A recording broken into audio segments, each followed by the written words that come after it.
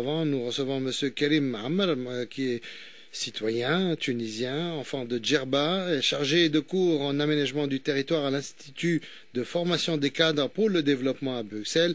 Et de quoi va-t-on parler? Imaginez, bien sûr, on va parler de Djerba. Et c'est peu pour un petit espace radiophonique. Bonjour, bienvenue parmi nous. Bonjour Adel. Né à Djerba, fils de Djerbien. Je suis Djerbien, mais si vous savez, les Djerbiens vivent en diaspora. Ah bah ça, on le sait, depuis qu'on est petit, tout Eh petit, oui. on dit Am Djerbi. On ne nomme pas l'épicier, on dit Am Djerbi. C'est tout, voilà.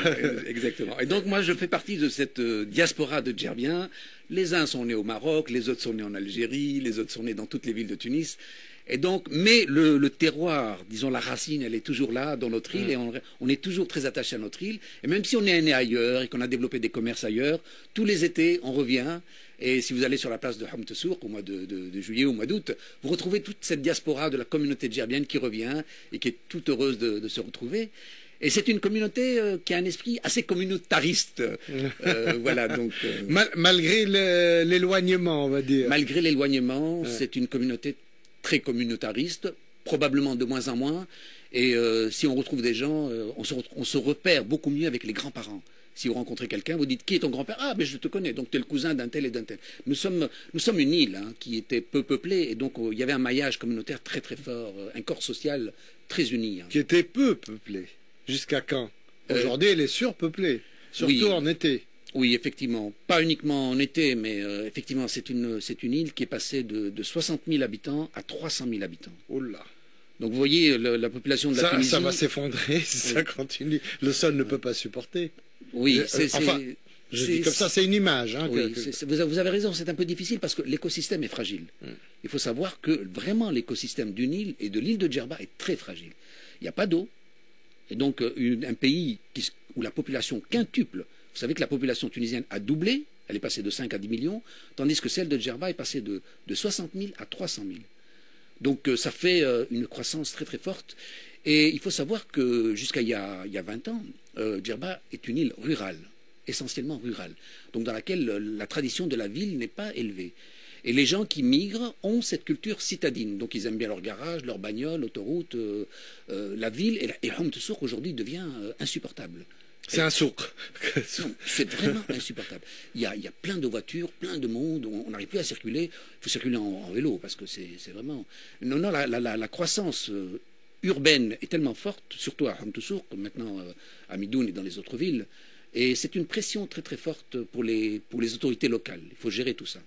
Et ce n'est pas facile, surtout de nos jours où tout le monde fait à sa guise. Ce n'est pas facile. Je veux dire, il faut que les gens prennent leurs responsabilités. Et là, enfin, je vais peut-être un peu dévier. L'antenne est libre. Hein. Ah, merci. Oui, quand vous me dites ça, j'ai envie de dire, vous savez, le fruit de cette révolution, c'est la démocratie. Et la démocratie veut dire aussi donner du pouvoir local. Ça veut dire que le responsable de Homme Tessour ou de Midoun, il faut qu'il ait des pouvoirs pour gérer ces problèmes de sa communauté. Bien géré.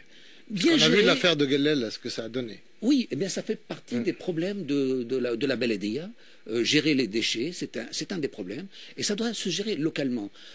Et puis, bien sûr, en partenariat avec l'État. Mais il faudrait que le pouvoir central délègue des pouvoirs locaux pour que le maire de Midoun puisse dire, oui, j'ai les moyens, j'ai une police, j'ai un contrôle, je puisse contrôler le développement, l'évolution de ma région. Vous voyez. Et donc, quand vous dites qu'il y a du travail à faire, je pense que la base est probablement politique, donner du pouvoir aux responsables politiques locaux. Enfin, je plaide dans ce sens-là pour la décentralisation. Je n'ai rien dit d'exceptionnel. Hein. Mais enfin, vous m'avez tendu la perche, donc je le dis. Hein, oui, non, il faut en parler. Hein. Il faut parler de cette île qu'on appelait Djerba la Douce, l'île des rêves comme en Corse, l'île des lithophages. Il y a eu beaucoup d'histoires autour de Djerba. Aujourd'hui, il y a des histoires, mais des histoires compliquées, d'infrastructures, de mentalité, d'invasion. Parce qu'il y a les Djerbiens, d'accord, de l'île, mais il y a des invasions de partout et chacun essaye d'arracher un petit morceau.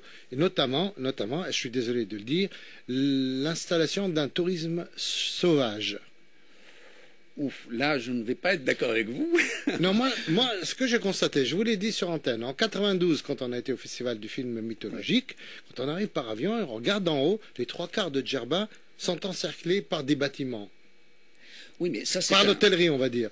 Alors, je me suis dit, où va le Djerbien d'abord sur ces plages, et qu'est-ce qu'on va faire s'il y a une crise de tourisme? Qu'est-ce qu'on va faire de toutes ces unités? Que deviennent les gens qui travaillent dans l'hôtellerie? D'accord. C'est la question que je me suis et je me pose depuis 92. Vous posez une question de fond, mais je veux dire, le choix du développement du tourisme est un choix qui a été fait depuis 50 ans. Donc on a fait ce choix. Aujourd'hui, on ne peut pas remettre en question. On a investi pendant des années dans les infrastructures. C'est vrai que dans les années 70, il y avait des mouvements qui disaient écoutez, ça suffit, Djerba est rempli, il faut arrêter. Mais bon, ça a continué. Ça veut dire qu'il y avait encore de l'argent. Donc le développement. Et de l'espace et de l'argent. Et donc les infrastructures ont continué à se développer. Mais bon, aujourd'hui, nous avons d'innombrables hôtels à Djerba, nous avons des vols organisés, nous avons toute une infrastructure qui s'est mise en place. Donc il y a tout un savoir-faire. C'est très difficile de balayer sur tout ça aujourd'hui. Donc ça existe. C'est une source de rentabilité pour l'économie tunisienne. Donc raison de plus pour la préserver. Alors maintenant, est-ce qu'il faut l'ouvrir à tout mouvement migratoire? Parce qu'aujourd'hui, Djerba, c'est vraiment le lieu de migration du Grand Sud. C'est-à-dire que toute la pauvreté se décharge sur Djerba. Est-ce que c'est une volonté? Est-ce que c'est notre intérêt économique? Et toutes les conséquences des conflits politiques. Oui, on a vu ce que ça a donné l'année dernière avec l'invasion, pas l'invasion, je suis désolé de dire comme ça, avec l'arrivée des émigrés de Libye, avec les Libyens eux-mêmes qui ont fui le conflit. Oui, oui. Mais là, on a essayé de protéger Djerba.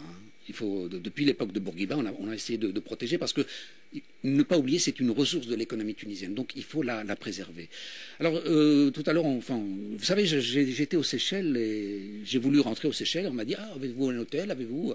Et quand je suis allé là-bas, je me suis rendu compte qu'on ne pouvait pas voyager comme ça aux Seychelles. Il faut un logement. Sauf quand on s'appelle Madame Ben Ali. Oui, mais alors on a sa réservation d'hôtel et la réservation d'hôtel c'est 200, 300 euros la nuit, mais on ne débarque pas comme ça. Et si on n'a pas de sous, on ne va pas sur une plage mettre sa tente, camper à l'économie. Non, parce que les Seychelles savent que c'est une ressource naturelle exceptionnelle. C'est une beauté qui n'a rien à envier à Djerba, parce que Djerba était tout aussi belle que les Seychelles. Mais les Seychelles ont fait le développement naturel, écologique, comme vraiment un enjeu essentiel. Aujourd'hui, ce sont les îles les plus belles du monde. Elles sont magnifiques. Il y a une nature exceptionnelle et ils veulent préserver cela. Et quand vous venez, eh bien, vous payez le cachet. Mais que vous venez camper, ça, on ne l'accepte pas. Et alors, autre chose qu'on remarque dans les Seychelles et qu'on remarque aussi dans toutes les îles qui ont développé le développement touristique, par exemple, ils préservent un roulage de voitures à gauche. Parce qu'ils ne veulent pas d'invasion des voitures continentales. Donc dans les îles, on roule à gauche. Donc il y a beaucoup d'éléments comme ça dans les choix touristiques, dans les choix nationaux de développement pour préserver les îles. Parce que les îles sont fragiles. Je le répète encore une fois, vraiment l'écosystème des îles est fragile et les îles attirent toujours du monde. Tout le monde veut aller dans l'île. On a l'impression qu'on est dans l'isolement, dans la solitude, dans un autre monde, dans un paradis. Vous avez dit, hein, c'est l'île Tophage, l'île du Lys, l'île de Méninx, la muse de Méninx. Il y a beaucoup de mythes autour de l'île de Djerba. Et il y a des mythes positifs et il y a des mythes repoussoirs. Alors, je ne sais pas si on a le temps. Allez-y, expliquez-moi ça. Pourquoi un repoussoir, par exemple? Je ne sais pas si vous vous souvenez, mais avant, Djerba faisait peur aux continentaux. C'est d'ailleurs جلبيحان وتقطع وعلى بلادك وارتاح سكر على حوشك بالمفتاح وكل التفاح. Oui, voilà, c'est ça. Donc il y a beaucoup comme ça de préjugés et ça convenait bien aux Djerbiens. Parce que le Djerbien, il est en fait dans un paradis, mais pour l'extérieur, c'est l'île où on attrape des maladies gastriques, où on attrape la djerbienne de mauvaise qualité, c'est l'île des scorpions, donc c'est une forme de préservation pour se protéger. Et donc aux continentaux, on leur donnait cette image négative, l'île n'est pas bien. C'est pas la peine que vous veniez chez nous. Non, presque pas, mais et puis les Djerbiens n'étaient pas très accueillants, ça il faut le dire. Hein. Alors, or, le Tunisien est un individu très accueillant, mais les Iliens, il y a longtemps je parle, hein, si vous êtes accueillis dans le réseau familial, vous êtes très bien accueillis. On est fondamentalement des Tunisiens. Mais quand vous arrivez en tant que touriste, c'est toujours... c'est des gens qui viennent du continent, quelle est votre région, donc on vous identifie, et réciproquement. Hein, et pourquoi vous êtes là? Donc il y a une vieille culture communautariste comme ça.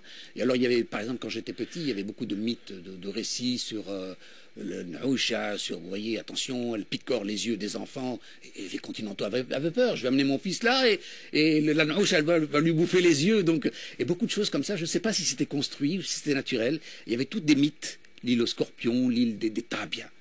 Parce que les tabias à Djerba étaient magnifiques. Elles avaient 3-4 mètres de hauteur.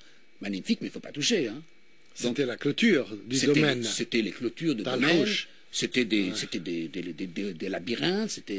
Ça n'inspire pas confiance. Quand on arrive, c'est très beau. Il doit y avoir des serpents dedans. Oui, ça on a entendu. Oui, des serpents, des scorpions. Et donc c'est tout ce côté Djerba qui fait l'image. Vous avez cité beaucoup d'éléments, mais vous avez oublié de dire que c'était l'île au jardin. Djerba, c'est l'île au jardin. C'est dans le témoignage des anciens. Autrefois, c'était Méninx, donc l'île où manque l'eau. Et l'île de Méninx, avec l'arrivée arabe des Arabes, les Arabes ont amené la maîtrise de l'eau. Et la maîtrise de l'eau, donc c'est la récupération des eaux de pluie, la gestion de l'eau. Parce qu'il y a une gestion de l'eau qu'on apprend dès qu'on est enfant. Il y a les eaux premières, celles qu'on récupère de la Pasria, parce qu'elles sont propres. Et ensuite, il y a une deuxième utilisation, puis il y a une troisième utilisation. Donc le cycle de l'eau a une vie à Djerba. Et donc cette gestion de l'eau qui est économe, parce que l'eau, il ne pleut pas tout le temps, donc il faut savoir préserver ses ressources. Ouais. Et je vous rappelle aussi que sur un plan historique, lorsqu'on a voulu envahir Djerba, les envahisseurs sont arrivés, les armées sont décédées de soif. Parce qu'il manquait cette connaissance de l'eau, cette gestion de l'eau. Et à la base de la réussite, du succès de la communauté djerbienne en Tunisie, c'est la gestion de l'eau. C'est une gestion économe, rationnelle, rationalisée. Et les tabias, par exemple, drainaient toutes les eaux de pluie vers des citernes constituées. Et dans tous les bas-reliefs... souterraines. Oui, il y avait des citernes construites, c'est-à-dire que les tabias drainaient les eaux vers des lieux de citernes, et ces eaux étaient utilisées pour l'agriculture. Et donc, cette île sans eau, on a su exploiter ces ressources pour en faire l'île des jardins. Et donc, avec les Arabes, Djerba est devenu Gerda, donc l'île des jardins. C'est fameux, ça c'est intelligent comme système. Oui, Djerba, c'est toute une culture. C'est quelque chose d'assez exceptionnel qu'on ne connaît pas assez, que même les Djerbiens ne connaissent pas. On est pris dans le flux de développement économique. Alors, oui. Et en fait, on a perdu le sens de nos racines, de nos valeurs ancestrales.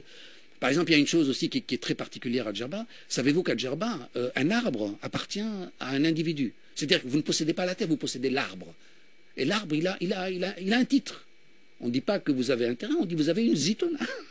Une zitouna ou un palmier, ça veut dire que vous êtes chargé de l'exploitation de cet olivier pendant... Même si l'arbre se trouve sur la terre de quelqu'un d'autre. Vous avez un olivier dans le houch d'un tel. C'est du communisme, ça. Un communisme pour des gens très indépendants, ils sont très libéraux. Donc c'est vraiment des gens plutôt libéraux, oui, un système communautaire dans le système libéral, mais on n'en est pas à la première contradiction par rapport à Djerba, parce que Djerba c'est à la fois un citadin et un bédouin, donc il a les deux. C'est à la fois quelqu'un de très croyant, mais de très ouvert sur le monde. Il est citadin, mais il vit dans sa campagne. Par exemple, il n'y a pas de système politique. À Djerba, c'est un système très égalitariste. L'autorité publique n'existait pas. Ça, c'est exceptionnel. Et donc ça, c'est un peu l'influence ibadite. Ça, c'est encore des choses qu'on ne sait pas assez. Et donc, comme c'est un lieu de refuge, alors vous allez me dire comment s'organise le système. Eh bien, il y a une certaine homogénéité dans les comportements des gens. Donc, c'est des gens qui sont apolitiques, mais qui sont soucieux de leurs lois. Et leurs lois, ce sont les lois coutumières. C'est le respect des tabias, c'est le respect de la parole, c'est le respect de la religion.